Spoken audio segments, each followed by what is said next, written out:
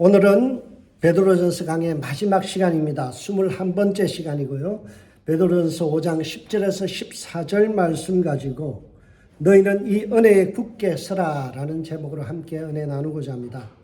여러분, 하나님이 우리를 구원하셨죠. 하나님께서 우리를 구원하신 목적이 뭔가요? 그것은 거룩한 삶으로 인도하기 위해서입니다. 우리가 거룩해지는 것, 성화되는 거예요. 예수님 닮아가는 삶을 우리가 살게 하시기 위하여 주님은 우리를 구원하시고 천국 백성 되게 하셨습니다. 죽어서 천국 가는 것만이 우리의 구원의 목적이 아닙니다. 천국이 내 삶 속에 들어와서 오늘 하루하루 살아가는 것이 천국이 되어야 돼요.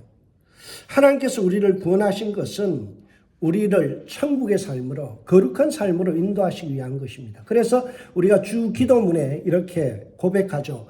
하나님의 나라가 임하옵시며 천국이 어디에 임해야 돼요? 내 삶에, 내 가정에, 내 직장에 임하옵시며 뜻이, 하나님의 뜻이 하늘에서 이루어진 것 같이 땅에서도 이루어지게 하옵소서. 땅이 어디예요? 내 삶, 내 가정, 내 직장에서 주님의 뜻이 그대로 이루어지는 거룩한 삶이 되기를 주님께서 가르쳐 주시고 기도하게 하셨죠. 그래서 우리 기영도라는 믿음의 선배가 시를 지으면서 그런 말을 했어요. 성경이 아닌 삶의 밑줄을 그어라. 맨날 성경 읽고 앉아만 있지 말고 그 읽은 성경을 내 삶 속에 적용할 수 있도록 그렇게 해야 된다라는 거예요.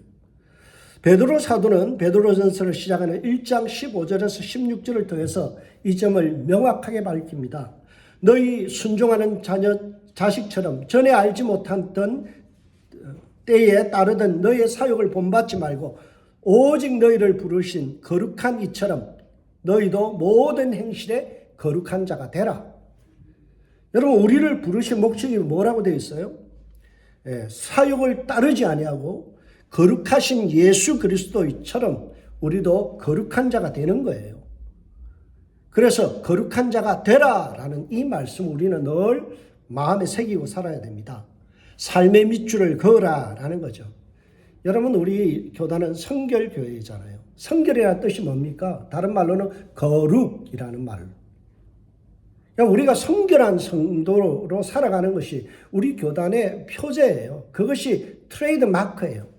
다른 교회 사람들은 다 타락해도 우리 성결교회만큼은 거룩한 삶의 밑줄을 긋고 살아가야 된다라는 것을 우리는 늘 가슴에 새기고 살아가야 됩니다.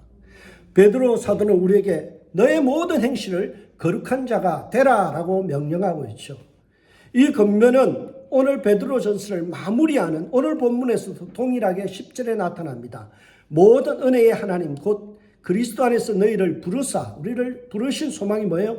자기의 영원한 영광에 들어가게 하신 이가 라고 말씀하죠. 우리를 부르신 이가 어떤 분이라고요? 우리를 영원한 영광, 그것이 뭡니까? 천국이잖아요.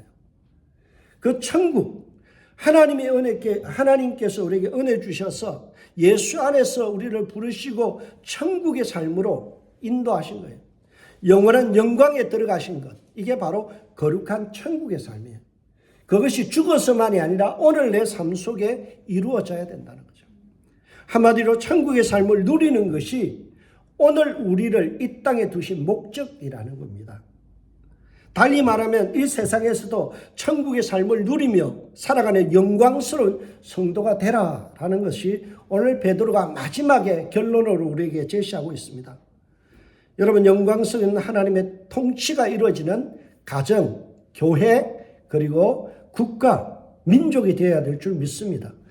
여러분의 가정과 삶이 하나님의 통치와 하나님의 인도하심과 하나님의 말씀이 지배함으로 인해서 매일마다 우리의 삶이 천국이 되어지고 거룩한 영광스러운 가정이 되길 주님으로 축복합니다.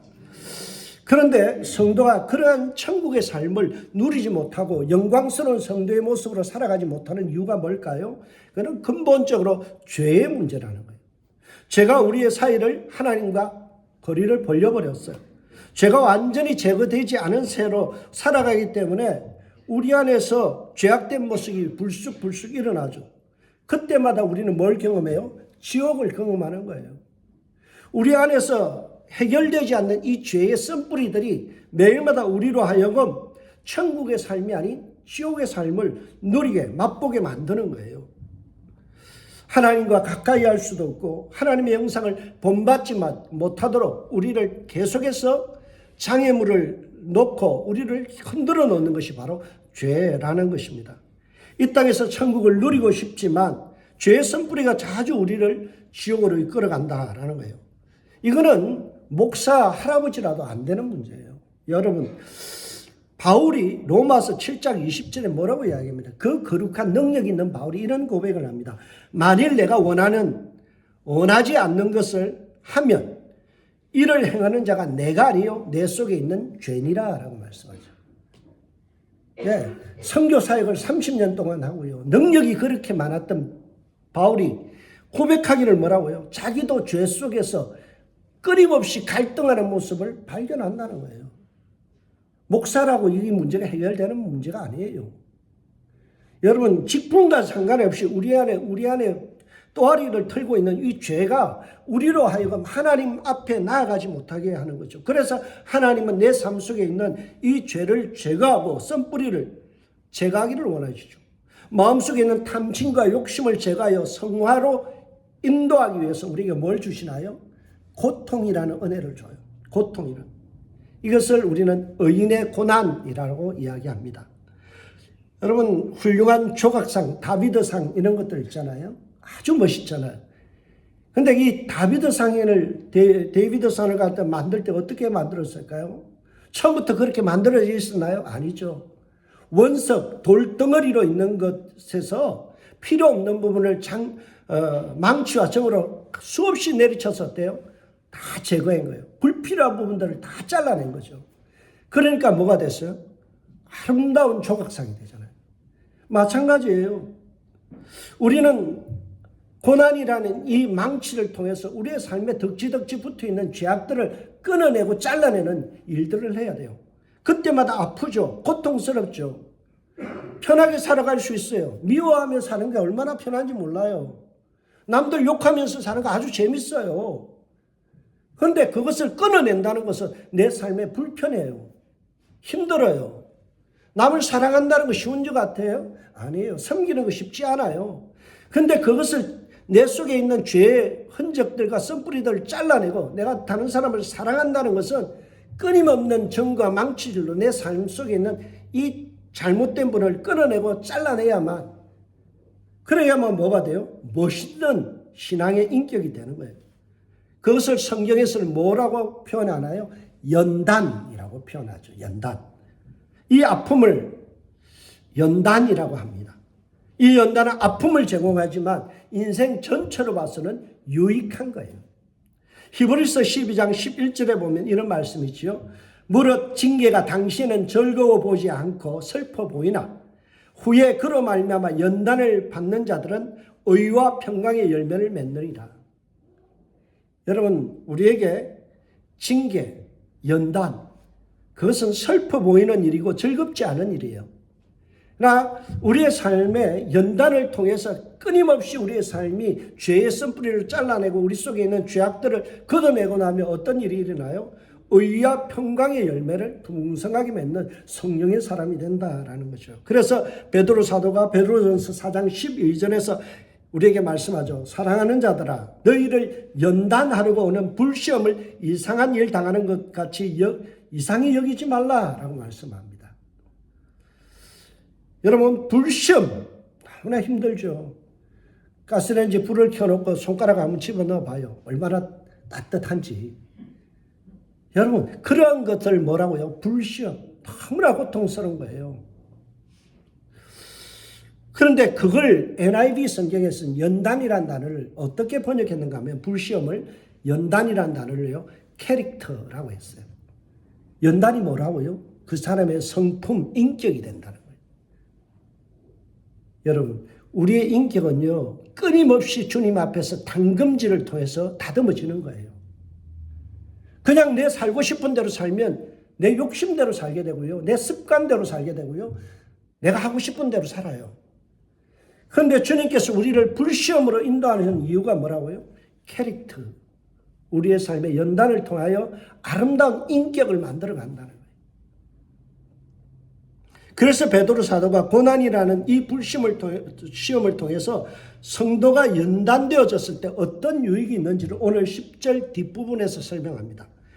오늘 4가지가 있는데요. 잠깐 고난을 당한 너희를 친히 온전하게 하시며 굳건하게 하시며 강하게 하시며 터를 견고하게 하시리라. 여러분, 우리에게 이 4가지의 연단을 통한 인격이 만들어져 간다는 거예요. 그래서 환난이 오고 고통이 오고 기도 제목이 쌓일 때마다 뭘 생각해야 돼요? 아, 이것이 나의 유익한 시간이구나. 내가 의와 평강의 열매를 맺어가는 순간이구나. 이것을 통하여 하나님께서 나의 신앙을 담금질 하시는구나. 끊임없는 불필요한 부분을 쪼아내시는 과정이구나. 그렇게 받아들여야 돼요. 여러분, 오늘 보면 4가지가 있죠. 그 첫 번째 연단의 유익이 뭔가요? 온전하게 된다라는 것입니다. 온전이라는 이 단어는요, 찾아보면 어떤 뜻인가 하면 상황을 바로잡다. 그래서 왜 어더저스트라는 말을 해요. 어더저스트. 뭔가 상황이 꼬여 있는 것을 바로잡는 것. 그 다음에 리스토어, 복구시키다는 거예요. 컴퓨터가 잼이 되거나 스톡이 되면 어떻게 해요? 그럼 다시 무슨 장치를 통해서 어떻게 해야 돼요? 버튼을 누르든지 해서 리스토어, 복구시키면 어때요? 처음의 상태로 돌아가잖아요. 이것이 바로 오늘 이야기하는 연단의 유익이에요. 그래서 위골된 뼈를 다시 맞추다. 그게 바로 오늘 온전하게라는 이 헬라어의 뜻입니다. 이 말은 전제가 있죠. 상황이 꼬여 있다, 파괴되어 있다, 뼈가 위골되어 있다라는 것이 전제입니다. 이 상황에 꼬여 있는 것을 바로 잡는다는 것이에요. 이게 무슨 뜻일까요? 인간은 타락으로 인해서 하나님과 어긋나 있어요.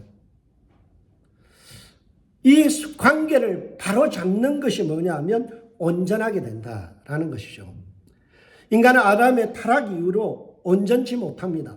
죄로 물든 인간은 상황이 꼬여져 있습니다. 하나님의 형상이 파괴되어 있어요. 그 결과 하나님과의 관계가 틀어져 있어요. 뼈가 마치 위골된 것처럼 하나님과 우리의 관계가 틀어져 있어요. 그러니까 우리가 어떻게 해야 될까요? 하나님과의 관계를 리셋, 그리고 리스토어, 복구해야 되는 거예요. 그러기 위해서 뭐 한다고요? 하나님이 연단을 주신다는 거예요. 고통을 주시는 거죠. 그것을 통해서 우리는 그 연단의 과정을 통해서 하나님 앞에서 온전한 삶으로 바뀌어져 나가는 거예요. 왜곡되고 뒤틀린 우리의 하나님과의 관계가 바로 리셋되는 거죠. 여러분, 그래서 생겨난 유명한 신학교의 용어가 있습니다. 찬송가 가사인데요. 천부여 어지없어서 손들고 옵니다. 나이 늦게요 신학교 오는 분들이 많아요. 왜 그럴까요? 하나님 버리고 세상으로 나갔다가요, 이리 지어박히고 저리 지어박히고 나중에는요, 천부여 어지없어서 손들고 옵니다. 가리늦게 나이 40, 50대 가지고 신학교 들어오시는 분들이 있어요. 그게 뭐라고요? 온전케 됨. 하나님 앞에서 박살나고요, 연단을 통해서 하나님 앞에 깨어지고 난 다음에 뭐예요? 아, 내가 하나님과의 관계가 틀어져 있었구나. 하나님이 나에게 주신 삶의 목적을 바로 하지 않고 살았구나. 그러니 어떻게 한다고요? 아, 하나님의 뜻대로 살기 위해서 나를 리스토어, 복구시키는 거예요. 하나님의 뜻 앞에, 하나님의 형상 앞에 나를 가져가는 거죠. 여러분, 찬송가 가사에 이처럼 천부여 어지없어서 손들고 옵니다. 이게 바로 온전케 됨이죠.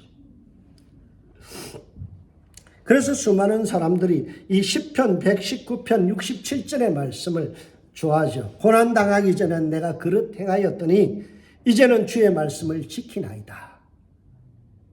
환난 당하기 전에는요, 우리의 고집과 우리의 생각들이 너무 강해서, 우리의 자아가 강해서 하나님 앞에 부러지지가 않아요. 항복하지 않아요.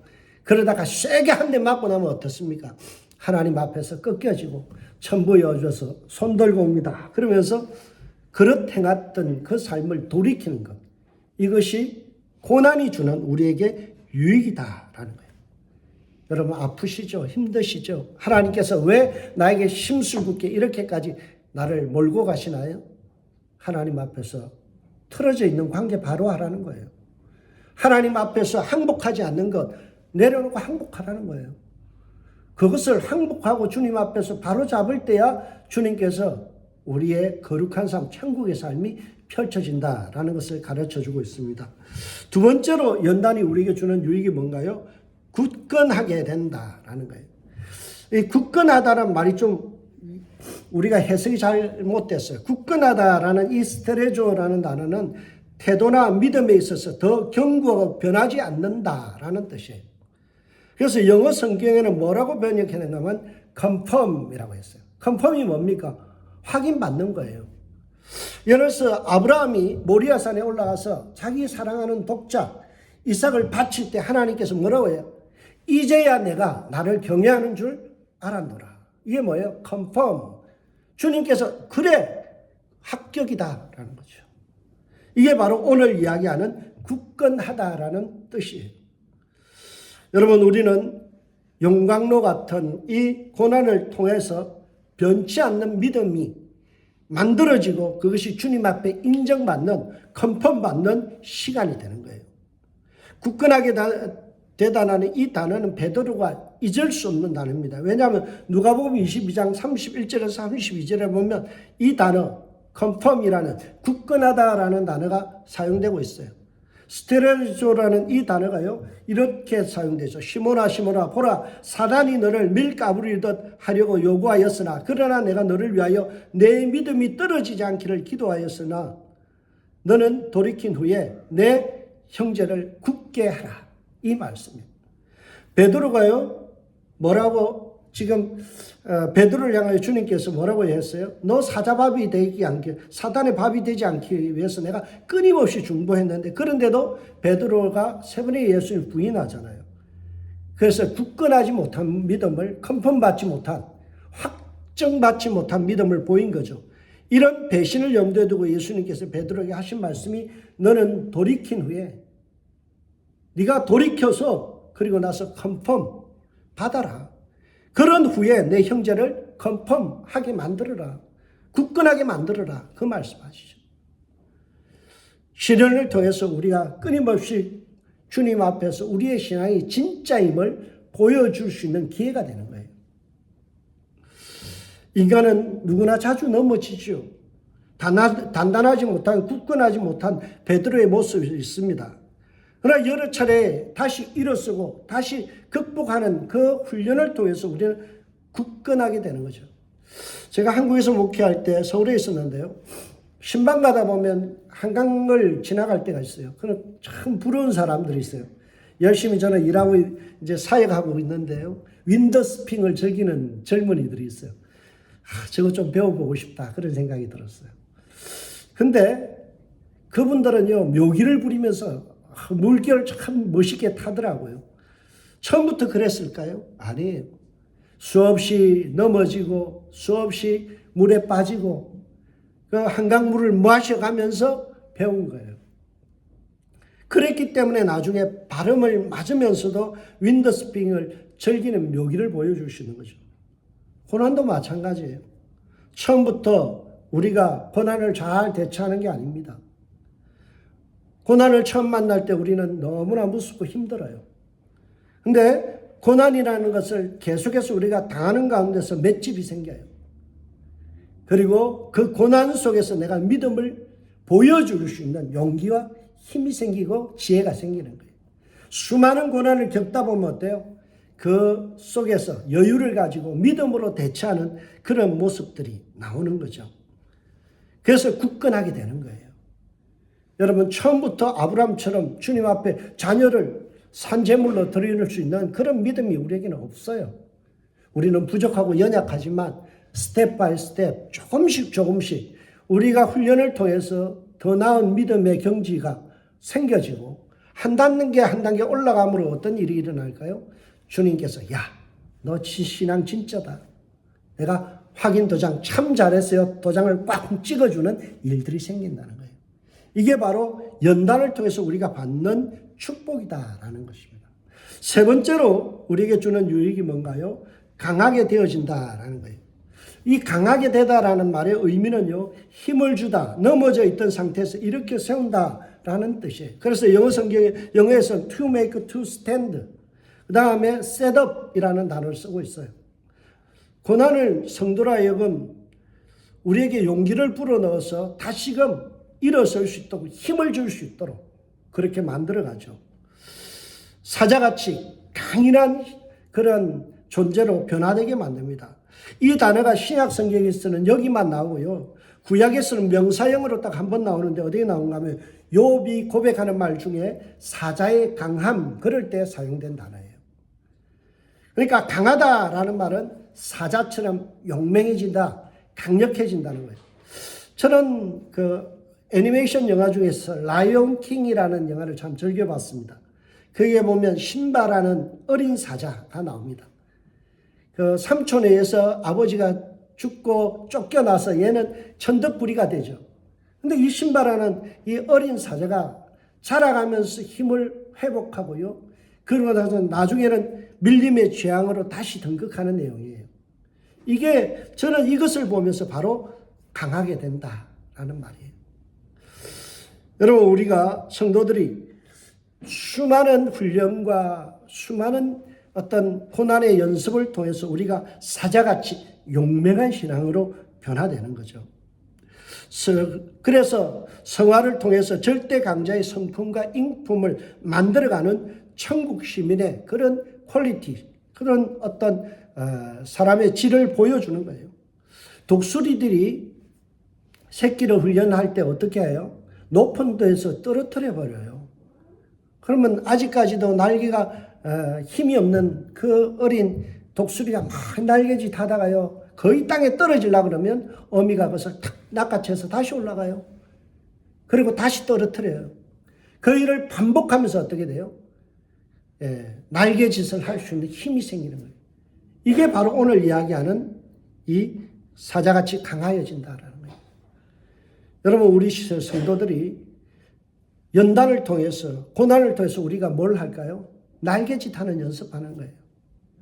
사자같이 강력한 힘을 갖고 다시금 하나님의 군사로 아름다운 모습으로 세워지는 과정을 위해서 하나님께서 우리에게 연단이라는 축복을 주셨다라는 것입니다. 세 번째로 보면 유익이 뭔가요? 견고하게 되다라는 거죠. 이거는 견고하다는 말은 어떤 뜻인가 하면 기초가 든든하게 되다라는 뜻이에요. 그래서 이 단어는요, 건축물의 기초를 견고하게 다지다라는 뜻이에요. 그래서 이 단어가 마태복음 7장 25절에 등장하는데요. 비가 내리고 창수가 나고 바람이 불어 그 집에 부딪히되 무너지지 아니하나니 이는 주초를 반석 위에 놓은 까닭이요. 주초를 어디에 놓은 까닭? 반석에 놓다. 이게 바로 오늘 이야기하는 견고하다라는 뜻이죠. 여러분, 그래서 이 단어를 영어에서는 파운데이션이라고 바꿨어요. 신앙의 파운데이션을 바로잡는 거예요. 단단히 다진 거예요. 그런데 우리의 신앙의 기초가 뭐예요? 예수 그리스도라. 여러분, 우리가 고난을 당하면서 어떤 일이 일어나요? 예수님만 의지하는 신앙. 세상을 의지하지 않고 주님이 나의 구원자 되시고 주님이 나의 구원 되시고 주님만이 나의 힘이 되신다는 것을 확신하고 따라가는 것. 우리의 신앙의 기준이 미신적인 것에 있는 게 아니라 우리의 신앙의 모든 것이 어디에 있다고요? 예수 그리스도를 신뢰하는 것에 두게 된다는 거예요. 고난을 통해서 내가 믿었던 재산도, 내가 믿었던 건강도, 내가 믿었던 가족도 다 나에게서 떠나갈 수 있지만 오직 예수 그리스도만은 나를 떠나지 않는다. 이게 바로 뭔가 하면 견고한 신앙이 된다라는 의미예요. 그래서 베드로전서 2장 4절에서 5절에 보면 성경에 기록되었을 때 보라 내가 택한 보배로운 모퉁이 돌을 시온에 두었나니 그를 믿는 자는 부끄러움을 당하지 아니하리라 하셨으니 그러므로 믿는 너희에게는 보배이나 믿지 않는 자에게는 건축자의 버린 그 돌이 모퉁이의 머릿돌이 되고라고 말씀하죠. 그러니까 우리가 발견한 주춧돌이 누구예요? 신앙의 주춧돌 예수 그리스도. 그분이 보배롭다는 것을 고난을 통해서 우리는 발견한다는 거죠. 고난이 없으면요 아무거나 믿어요. 예수님을 확실하게 믿지 않아요. 그런데 고난을 통해서 우리는 어때요? 예수님만이 나의 의지가 되어지는구나. 예수님만이 우리의 구원이 되는구나. 이것을 확실하게 믿게 된다라는 거죠. 잠시 당하는 고난이 성도라여금 더욱 예수를 깊이 생각하게 만들고 그 과정에서 예수님을 향하여 흔들리지 않는 믿음이 되는 거예요. 여러분, 베드로가 이런 말을 할 때는 참 재밌는 표현이에요. 베드로의 별명이 뭐예요? 게바. 예수님께서 닉네임을 지어줬죠. 별명을 지어줬죠. 뭐라고요? 베드로. 베드로라는 뜻이 뭐예요? 반석이라는 뜻이에요. 주춧돌, 그런 뜻이에요. 그러니까 주님께서 베드로 보고, 야, 너는 흔들리지 않는 반석이다. 시몬같이 갈대같이 흔들리는 존재가 아니라 주님 앞에서 든든한 반석 같은 믿음, 예수 그리스도를 믿는 이 고백을 흔들리지 않고 계속해서 갖고 있는 이 베드로 같은 존재 되라 라고 말씀하셨죠. 우리도 고난 가운데서 예수를 더 깊이 만나는 축복이 있어야 돼요. 우리가 매일마다 고난을 통해서 예수님을 닮아가기 위해서는 예수님과 깊은 교제에 들어가야 돼요. 예수님만이 우리의 찬양이시고 예수님만이 우리의 전부이심을 고백하고 살아가는 성도가 되어야 돼요. 그러므로 성도는 세상을 두려워할 것이 아니라 하나님을 경외할 수 있어야 돼요. 근데 사람들은요, 세상을 겁먹어요. 세상에 맞추려 하죠. 세상에 눈치 보지 말아야 돼요. 베드로 사도는 이 편지를 써보내면서 세상에 눈치 보고 있고 세상을 두려워하는 성도들을 향하여 한마디 하는 거예요. 그게 뭐예요? 권능이 세세 무궁토록 그에게 있을지어다. 당시의 절대적인 로마, 그 권력 앞에서 모든 사람이 로마의 힘이 절대적이다. 권능이 세세토록 어디에 있다고 생각했을까요? 로마의 황제에게 있다라고 생각했죠. 그런데 베드로는 뭐라고요? 아니야. 권능은 오직 예수 그리스도에게 있어. 주께 능력이 있는 거야. 그것을 이야기하는 거예요. 우리 예수 그리스도만이 능력 되신다. 영원한 힘이 되신다. 이 권능이라는 말이 크라토스라는 말이 영원한 힘 그러거든요.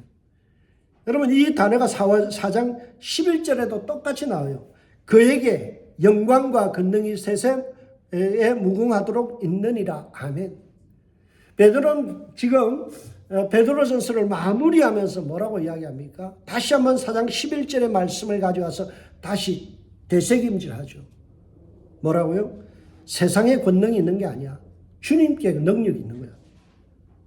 여러분, 이 크라토스라는 권능이라는 단어가 형용사형으로 5장 6절에도 쓰였어요. 하나님의 능하신 손 할 때 능하신, 이게 바로 크라토스의 형용사형이에요.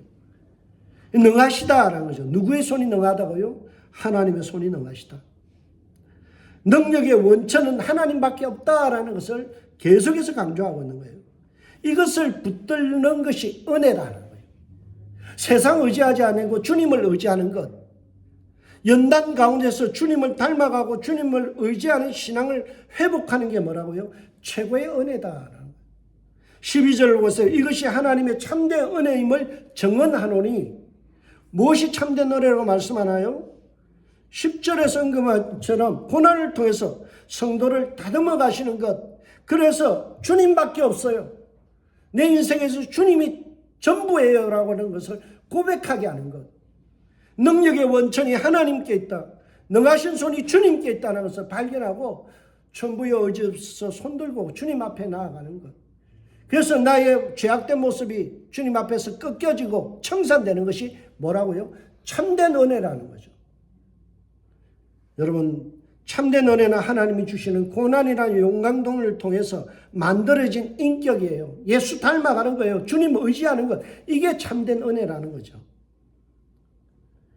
예수님을 더 많이 닮게 하기 위해서 깎여져서 다듬어진 온전하고 굳건하며 강하고 견고한 성품이 최고의 은혜다라는 거죠. 세상 사람들은 이 은혜를 오인합니다. 그래서 뭐 불 받았다, 은사 받았다, 뒤집어졌다 그러면 그 은혜 받은 걸로 착각해요. 아니에요. 여러분, 베드로전서 1장 4절에서 뭐라고 이야기합니까? 정욕 때문에 이 세상에서 썩어질 것을 피하여 신성한 신의 성품에 참여하는 자가 되었다. 이게 뭐예요? 최고의 은혜다는 거죠. 여러분이 바뀌는 거, 여러분의 삶이 바뀌는 거, 여러분의 인격이 바뀌는 거, 이게 최고의 은혜예요. 왜요? 주님 앞에 갈 때는요, 뭐 가지고 가요? 나의 변화된 모습. 이 세상에서 주님 얼마나 닮았느냐, 그거 가지고 주님 앞에 가는데요. 내 사역 가지고 가는 거 아니에요. 그래서 주님께서 누가복음에 보면 그 있죠. 제자들이 70인이 전도하러 나갔다가 그런 말 하죠. 하늘에서 사단이 번개같이 떨어지는 것을 보았다 그러잖아요. 그러니까 제자들이 막 신이 나가지고요. 내가 전도할 때 이런 놀라운 귀신이 도망가는 일들이 있었어요. 막 자랑하니까 주님 뭐라고 그랬어요? 야, 그런 것 가지고 자랑하지 마.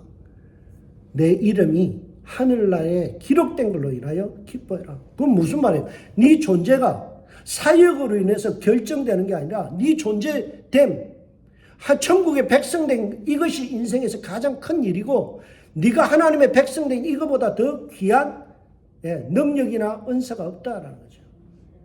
여러분, 존재됨이 문제예요. 우리가 하나님의 인격을 닮아가고 예수 닮아가는 것보다 더 큰 기적이 없어요. 여러분, 변화가 그리 쉬워요? 아니죠. 여러분의 인생이 바뀌고 여러분의 가치관이 변하는 것, 이거는 최고의 은혜예요. 그런데 우리는 이것을 놓치고 있죠. 다른 건 뭐 집을 사면 은혜다, 차를 사면 은혜다, 내 자식이 잘 되면 은혜다, 그렇게 하죠. 아니면 내가 바뀌는 게 은혜예요. 죄악된 내, 주님 앞에서 꺾여지지 않는 내 자아가 꺾여지는 거, 이게 은혜예요. 주님의 모습 닮아가는 거죠. 그래서 신의 성품에 참여자가 되는 거죠. 성도에게 주어진 가장 큰 은혜는요, 예수 닮은 거예요. 여러분, 여러분이 저를 보고 가장 큰 칭찬이 뭘까요? 아, 목사님 설교 잘해. 목사님, 우리 목사님은 능력 있어. 우리 목사님은 은사가 풍성해. 이거보다 더 정말 칭찬이 뭔가요? 우리 목사님 예수님 같아. 이 말이 최고예요. 여러분도 마찬가지예요. 여러분이 나갔을 때 우리 장로님 보면 예수님 뵙는 것 같아요. 우리 권사님 보면 예수님 그렇게 닮은 것 같아요. 이것이 참된 은혜라는 사실이에요. 여러분, 이 한 주간 주님 닮아가는 한 주간 되시기를 주의 이름으로 축복합니다. 그래서 고난이야말로 우리 속에 있는 죄악을 뽑아내고 덕지덕지 붙어있는 우리의 욕심과 탐심과 여러 가지 죄악을 쪼아내는 은혜의 수단이 되는 거죠. 은혜의 통로가 되는 겁니다. 그래서 우리에게 고난은 유익한 것이다 라는 거죠. 베드로가 베드로전서 1장 7절에서 이미 이 사실을 밝혔어요. 너희 믿음의 확실함은 불로 연단하도 없어질 금보다 더 귀하여 예수 그리스도에 나타나실 때 칭찬과 영광과 존귀를 얻게 하려 하는 것이니라. 여러분, 불로 연단해서 뭐 만들겠다고요? 주님 앞에 칭찬받는 영광스러운 존재, 존귀한 존재 되게 만들겠다라는 거죠. 베드로 사도는 베드로전서를 마무리하면서 다시 한번 힘주어서 강조합니다. 너희는 이 은혜에 굳게 서라. 이 은혜에 굳게 서라. 이 은혜가 뭔가요? 환난을 통해서 주님이 우리를 다듬어 가시는 그 은혜에 굳게 서라는 거죠. 우리가 연단을 통해서 우리의 인격이 주님 닮아가는데 뭐라고요? 그것이 은혜다. 거기에 굳게 서라는 거예요. 그래서 세상을 향하여 쫄지 말아라. 환난이 오는 것, 고통이 오는 것 때문에 투정하지 말라. 그것이 너로 하여금 하나님의 은혜를 경험하게 하고 주님 닮아가게 만든다. 그러니 연단이 축복이다. 하나님의 임재를 경험하는 가장 강력한 기회가 되어진다는 거죠. 그래서 베드로전서 4장 14절에 뭐라고 약속했습니까? 너희가 그리스도의 이름으로 치욕을 당하면 복이 있는 자로다. 영광의 영 곧 하나님의 영이 너희 위에 계심이라. 여러분, 우리가 고난당할 때 주님이 외면하지 않으시고요, 우리의 응원부대가 되셔서 취업하시는 거예요. 여러분, 고난받을 때 주님이 우리를 돕고 계셔요. 그 대표적인 사례가 바로 스데반의 순교죠.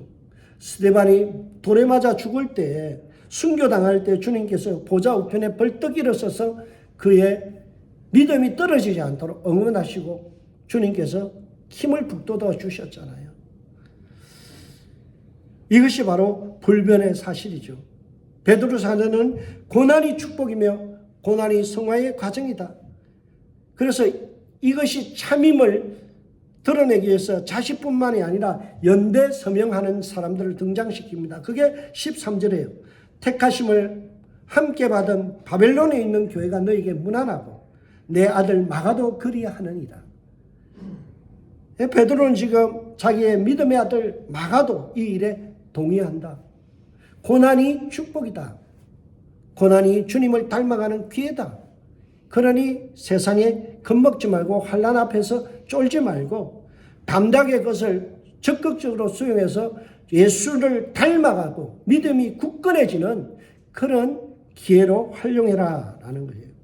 사랑하는 성도 여러분, 우리가 베드로전서를 강의를 마치면서 잊지 말아야 될 게 있어요. 불같은 시험 늘 있습니다.